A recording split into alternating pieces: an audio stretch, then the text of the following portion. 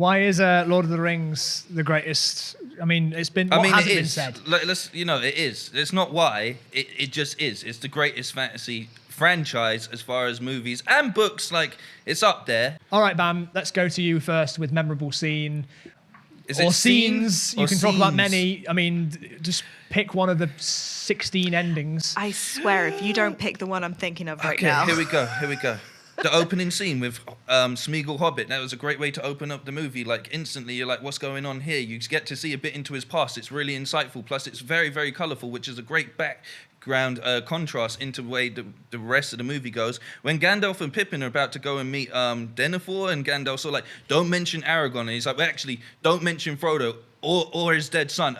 Actually, better off, don't even speak, which is just a great, like, it's a good portrayal because I love seeing Ian McKellen brings a sort of charm to the role, not just overall, like, serious acting and bringing it to life, but he brings the humour to life, which is really, really good as well. Then you've got the death of Faramir, which is really, really well done because you've got, like, Pippin singing, you've got the contrast of the dude eating the food while, like, Faramir, who's been basically told, I wish it was you that had died and not your brother, and he goes off into battle and dies anyway, which is just, like, great metaphorically, great done visually, plus Pippin singing a little song, which I really thought was adorable. I was like, damn, this guy's got a good set of lungs on him. Bam, speaking of a good set of lungs, you can breathe. You're not against the clock. We haven't stopped. Enjoy this. I know it's a long movie, but you can talk about this. We haven't stopped. We got the giant spider in the cage. We got the part where the Witch King's like, there's no man that can kill me. And then Erwin's like, I am no man, because she's a woman, and stabs him and he dies. Feminism. It's the flipping of the helmet off. Yeah, and then she goes, with both hands. And he, with like, his helmet crushes in on him and everything, and it's just a great visual yet again.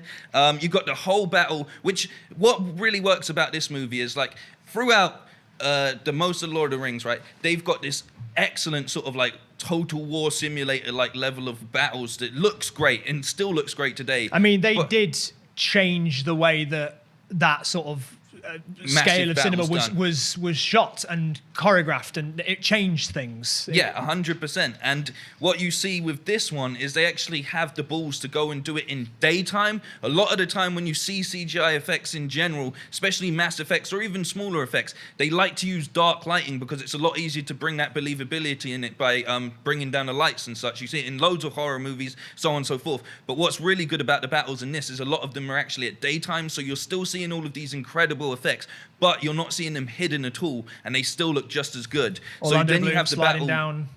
You've got the big swooping panning shots. You've got the giant elephant that Legolas is like, I think I could probably take down one of these on my own. I think I could surf does. Like, and then Ghibli's like, that only counts as one. Yeah, exactly. You've got when you're just describing the whole film. No, I can't believe you've not said the best. What's your these are favorite memorable scenes. I still got some.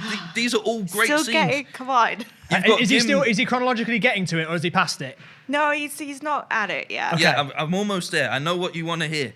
You got Gimli that says, who'd have thought I'd be dying next to an elf, as he looks at Legolas and says, well, what about dying next to a friend? Friendship win right I'm there. I'm getting goosebumps just hearing you say that. Like, you know what I mean? Maybe the real Lord of the Rings was the friends we made along the way. I think it probably was. And I'm going to give you a bonus point for saying that. Then you got Aragorn, who's like, you know, they don't even know if Frodo's dead or not, yeah?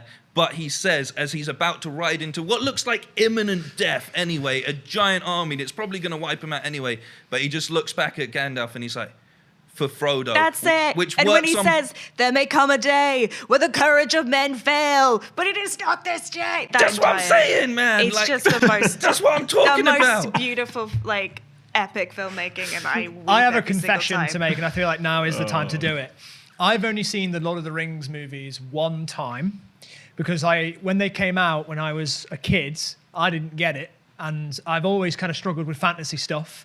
I actually retroactively went to go back to Lord of the Rings because Game of Thrones got me into that style of world building. Yep. And I've watched them once, and I've got to say that all the stuff that you're mentioning is burned into my brain after one viewing of these films. This is what I'm saying. And then you've got, obviously, Sam carrying Frodo up to destroy the ring. You've got the entire sequence, which stays in your head as well. The flamey backdrop. Smeagol trying to get his hands on the ring one last time. When Frodo puts the ring on and turns invisible just out of there. And then Smeagol, as he's falling and gets his hands on the ring finally, and even as he's dying, he's trying to hold that ring up because that's more precious to him than his own life, and he's just burning out there. And then, you know, you've got... I'm gonna let you have one more. One more, don't worry, I got one more. Say Mouth of Sauron, Mouth of Sauron. It's the perfect one.